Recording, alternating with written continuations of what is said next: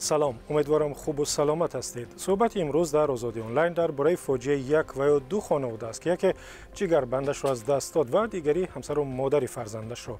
صحبت درباره کلین یک خانواده از ترسونزاده خورشید خلمراد وی 25 ساله است که به گفته مقامات انتظامی از جبر و ستم خوشنامانش سرکا خورده خود را کشت و فرزند یگانه‌اش را یتیم گذاشت. تحقیق این پرونده ادامه دارد و همین گونه بحث زیاد در وبسایت و صفحه رادیو آزادی در اینستاگرام.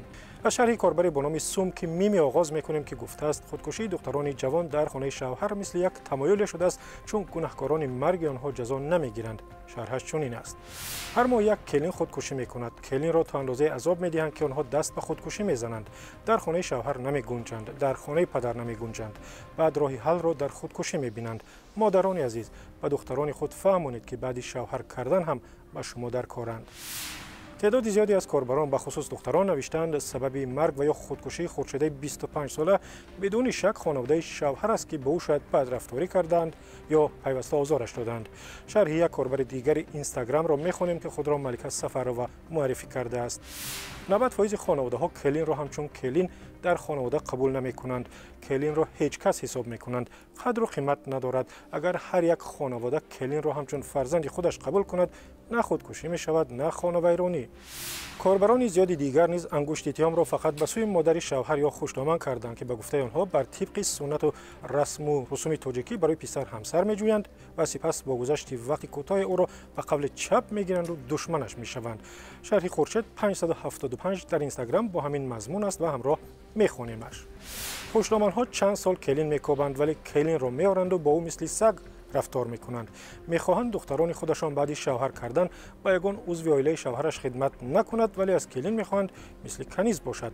در تاجیکان ما عادت شده است بعضی خوشنامان ها اگر بینند که بچه‌اش طرف کلین تبسم کند یا جوراب خرد هفته ها جنگ میاندازد تا بچه‌اش کلین را نزند. خوشنامان آرام نمیگیرد.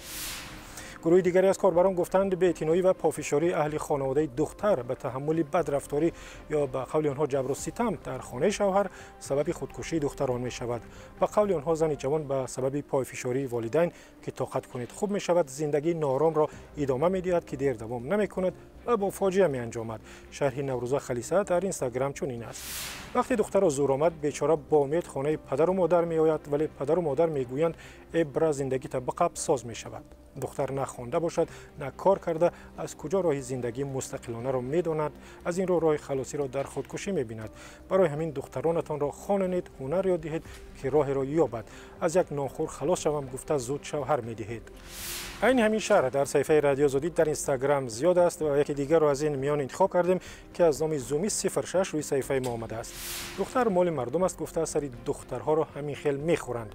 اول اینکه دختر مال نیست انسان است و حق دارد مثل انسان حیات خوب برد. حیف عمر جوانش.